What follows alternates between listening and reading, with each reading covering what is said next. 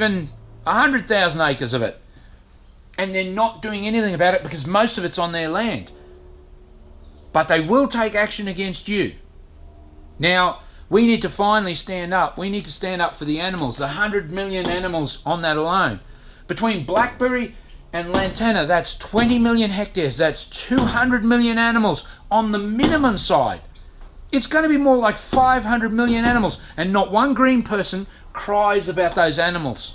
Not one of them. No mention of that. I had people get on Facebook and say to me, so when you're clearing this massive infestation of this material where you can't even see the machine, do you pick up every log and check that there's no lizard home, or there's no snake home, there's no this or there's no that?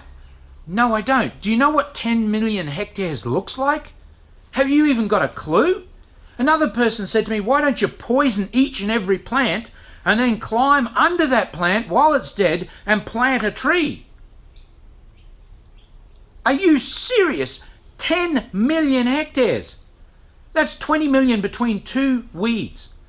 Wild tobacco grows with lantana, with cat's claw, with cockspur in all of these water basins, all across our council areas. Brisbane City Council is absolutely a disgrace. What's growing in the bottoms of watercourses, and that is pumping all of these seeds downstream. And the government does nothing about it. They can do whatever they want, and they can persecute whatever ratepayer citizens they want, and there is no justice at all. Well, actually there is. If you knew the facts and knew that it was illegal for them to allow that material to grow there and be released to the environment, then you would have a serious case about what's being done to our ecology. But will the state government leave that legislation like that? I've said to the government, and I know these videos are getting terribly long, but these still are important issues. Ask yourself this question. So if the state government turns around and changes that legislation to then allow it to be just forgotten about, what are we going to do? Remember, this is where we are now. There is no physical intervention with this material on any scale. It grows down every roadway from here to the Daintree. And when you get closer to the border of New South Wales, it gets even worse. It's that serious that the DAF and DPI said in New South Wales and in Queensland, if we find it crossing your border into our lands, we will cross that border without any notification, and we will annihilate the material. Now, how are we getting these double standards in the in the council levels? Why is the state government allowing this to happen? Why is Biosecurity Queensland, Biosecurity Australia allowing this to happen? There's a lot of people in those government departments who know exactly what I'm saying, and they're championing my cause behind the scenes as much as they possibly can. But they can't go to their boss and say, hey, listen, this guy's on the right path and we are in a world of hurt. They have to shut up and allow this to happen. But this is what we've got to change. There will be more videos on this subject leading up these things and how these cattle have been placed in this stuff to eat this material and die. And what's the legal ramifications of that? Biosecurity Queensland has got a system that it can allow that to happen? Well, I want to hear that. Is Anastasia Palaszczuk and her crew going to change the law to allow the councils to have a free rein here and get out of jail? Because if they do, we have a real problem. We also have a very big problem with what the councils also said when they were talking to me about that other stuff. So they've said, we've written off huge amounts of the state. And I've said to Anastasia Palaszczuk, the New South Wales Premier and the Prime Minister, put it in writing and show me which places are written off. I know what suburbs they are around here, but it's not in writing. I want it in writing. I want you to draw on a map and say this section of the Shire is written off. I want you to do that. Because you know nobody's going to do that, don't you? They're not going to put it in writing and say, aha, everybody in Sanford is poo out of luck. Everybody in Woodford, everybody in Mount Mee, everybody in Dayborough, they're all out of luck. They're not going to do that. You'd think they'd never get voted in again. I'd hope they don't ever get voted in again if they do that. So they either stand up for the Australian people on something that has been so morally wrong for so very long, or else they're going to have to step aside because they're going to get run down by this war on weeds. because the facts coming out are getting worse and worse and worse, and the rates of the materials are growing every single day. And they've never contacted me once. They've never said, hey, listen, let's go and have a look at why you say this stuff has exploded and why this is a serious problem. They know it's a serious problem. They've said it's a serious problem. They said they'll cross borders. Can you imagine states saying, we're not even going to honour that border? You can't do that. New South Wales police can't just walk into Queensland and say, we're going to start doing work here. Those agricultural departments are so concerned about this material and how it's not low risk that they're willing to cross the borders to inflict whatever harm they have to on the plant across the border. And that's Queensland talking about New South Wales as well. It's a double-edged thing of them both saying, if we have it crossing our borders there and we see that it's a serious enough issue, we'll go after it and we won't talk to you about it. And they accept that. That's how serious they see it. And yet the councils have been saying to everybody it's not important. So whose fault is it to Anastasia Palaszczuk? Whose fault is it that the general public is not taking this seriously? So Anastasia Palaszczuk, I contacted you 9 months ago and I said to you, so you've got people from Logan saying that their council is even telling them that it's not even noxious anymore. How did a deadly toxic plant, according to the Children's Health Queensland, that's on record as killing people, killing children and people, adults, suddenly become low risk and not noxious anymore? What magical trick did that have? Your DAF and your DPI don't have that view of it. Your councils, when it suits them, go out and harass and threaten to prosecute citizens because they've got noxious weeds growing on their land, namely Lantana. So the same council that said, we're not even touching it, doesn't bother us, it's low risk. So how did all of this stuff come up? I've asked the question and you still haven't answered it. Your agricultural minister still hasn't answered it. You're not taking me very seriously at all. And we have these sorts of growth rates of these weeds. You need to take it seriously. $440 million to the reef and zero for this. I said if we got $10 million, right, per year on a 10-year cycle, we would make huge inroads into teaching people across our nation and getting very serious about kicking the legs out from under this material. Have never heard a word. That's over 10 years and you're only talking about $100 million, and they gave $440 million to the reef. The reef does not affect your property values. I love the reef. I love Australia. That's why I'm here. This is about my country. I am of Indigenous heritage. But they're not taking me very seriously, that these videos are going to keep coming and they're going to get worse in their content of the facts of this material and the documented showing of that material and where it is and why it's so lethal. But tell me, your councils right across the nation have done more damage to the weeds program that you guys say you spent a lot of money on with the federal government. Why are you still pouring money down that toilet? There's no point. You're giving away millions of dollars to these councils and they'll never spend a cent on this stuff. And they don't have the expertise anyway. Even if they did, all they'll do is go through and spend $100,000 on poison if they spend that. But they'll just spend that money on poison. They'll poison all of our watercourses. They'll poison all of the other plants. They poison all of that stuff with your land care program. They devastate the ground cover and the low-story cover of the whole forestry, plus the trees, 12 months and 18 months later. And that's considered a good program, that slash and paint. Oh my Lord, the damage it does to the environment is insane. But when you ask the councils to show me where that work's being conducted, no way in the wide world they'll let you see. Oh, don't they get upset? They get vilely rude when that comes up. And I have that actual email there. But they want me to show them what I do for free. Has to be for free. They won't pay for it. Has to be for free. I wouldn't work for those guys anyway at that council, no matter what. But the only way this is ever going to work for our country is if the federal government and the state government put the money into state programs, and we head up those state programs, and we oversee the councils. and we go to those areas of the sides of the roads, of the watercourses, of the national parks, of the headwaters, of the steep terrain, and we map out the strategic defence. Well, no, let's not defend anything. Let's just eradicate this rubbish. I eradicate it. I don't manage it, I eradicate it. And then you rehabilitate it with the community.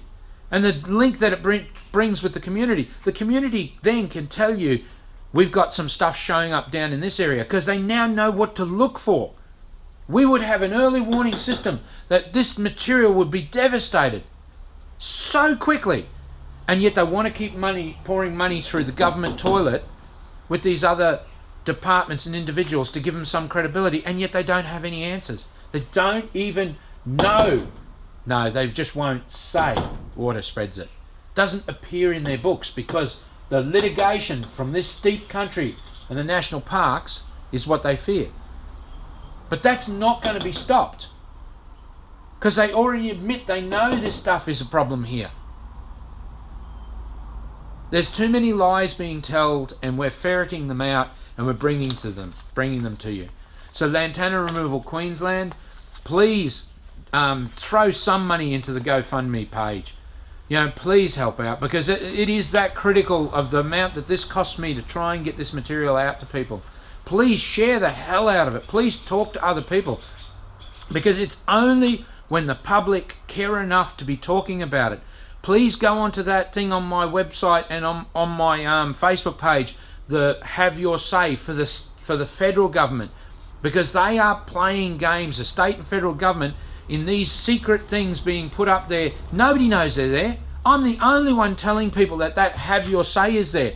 Don't be frightened of it. Fill it out. It doesn't matter if you fill it out wrong, as long as your name's on it, that they can turn around and go, okay, Mrs. Johnson's watching me. Okay, Gary's watching me, John's watching me, Phyllis, whoever is watching me. They will start to pull their head in. That business are changing it to low risk. They used, not-for-profit organisations that rely on the government for their income to vote as my peer. They don't even know anything about Lantana. They're called bush regenerate. They don't have a clue about Lantana. I've been eradicating it for 40 years on that terrain. You know, they have no clue of the spread of Lantana, of where it will show up, or how it will show up, or where we have to get after it, because the cost factor of it getting into even worse terrain is going to be devastating in the future. They burn out millions of hectares of land every single year, and nobody says a word about the millions of animals killed. Okay? But they don't ever defend the land after that.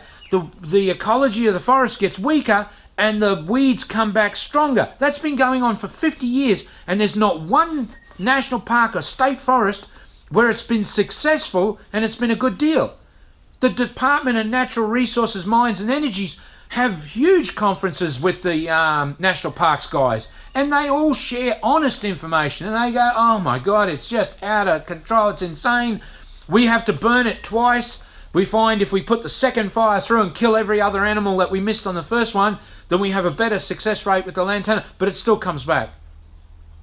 Instead of them defending the specific targets where the Lantana must be stopped from getting to stop this growth.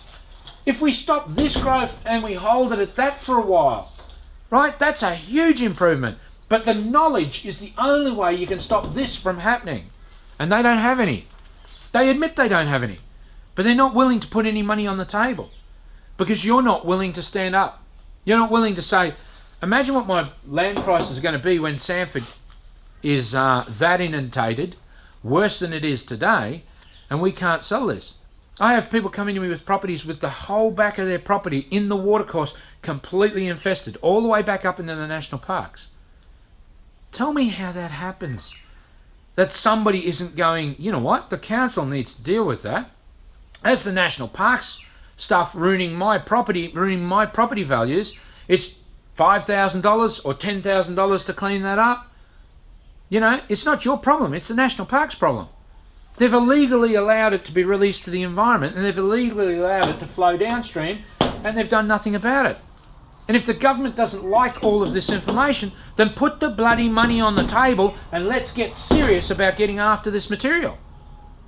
I'm Gary. I'm from Lantana Removal, Queensland, and this is as serious as a heart attack, and you guys need to be listening to it and deciding what you feel about the animals, about your children's future, because your children are going to pay the cost for this. The next couple of generations are going to pay the cost for this. They're either going to remember we were the generation that stood up and demanded the change, or just like they've done in the past, or we've done to our parents and said, you guys screwed it up.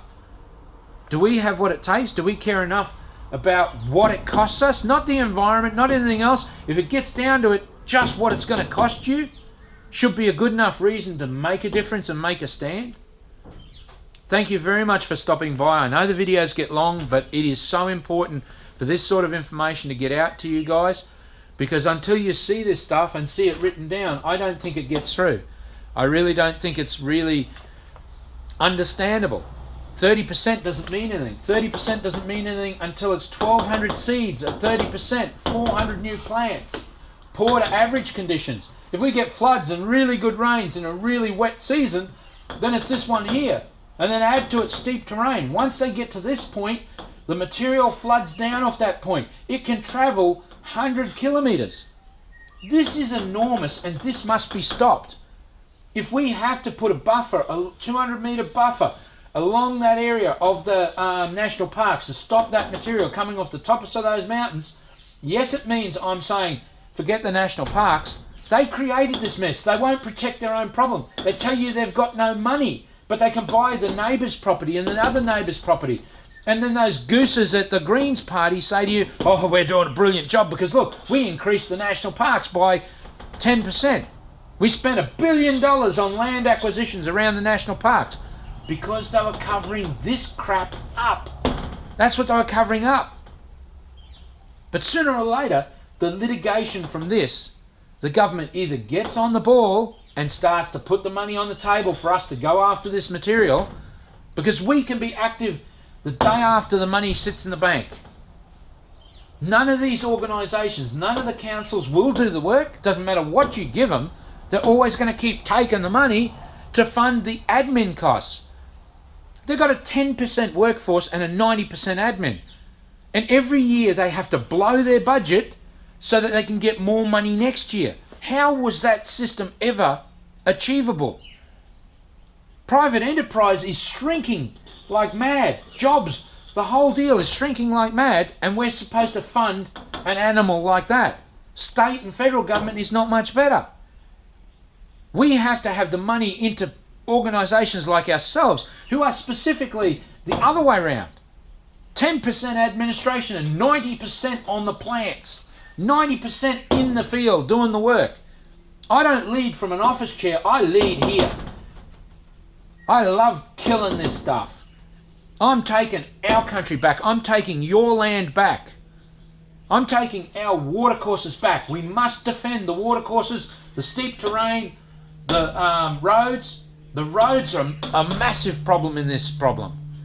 And we have to get very serious about understanding that. I know it, but you know, we have to be given the money to go after these things, and we need to be doing it very, very quickly. Thank you so much for dropping in. I'm sorry the videos get so long, but people need to get this information out there. Needs to be circulated. People need to be having their say before October on the federal one to tell them they're not hiding this garbage anymore. They're not lying to us anymore. This is one weed of 32 weeds, 31 others that they're doing equally as bad on. They doubled it in 10 years. We cannot afford them to triple it and quadruple it in this 5 to 10 years. And that is what's going to happen with the council systems that are in place. It won't matter what you do with the councils. They will never change. It's money down a toilet. It is a waste of time. 90% admin, 10% on the ground, and they don't want to do the work. I love what I do in the hills, in the mountains, in the terrain. That's what I live for. I can stick machines in places you could not believe and take this material away and leave the leaf litter and the rest of the stuff sitting there. We have to start taking it back and allow our animals back into those areas. and reverse the ecology and rehabilitate those areas while we're going. Compost this material down after we've processed it and then re-put it back over the land with the seeds to generate the next forestation.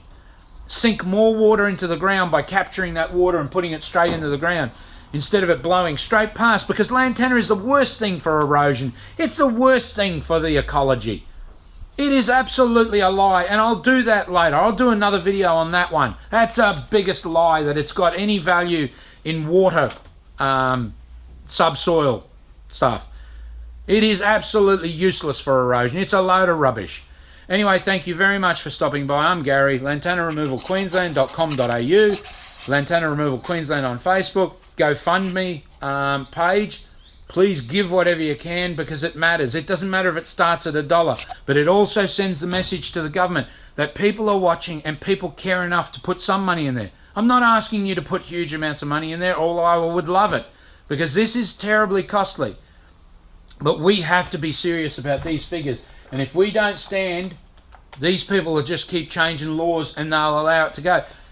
And my business gets better. It doesn't matter if you guys don't want to do this. It doesn't matter if you don't listen to me in this stuff, okay?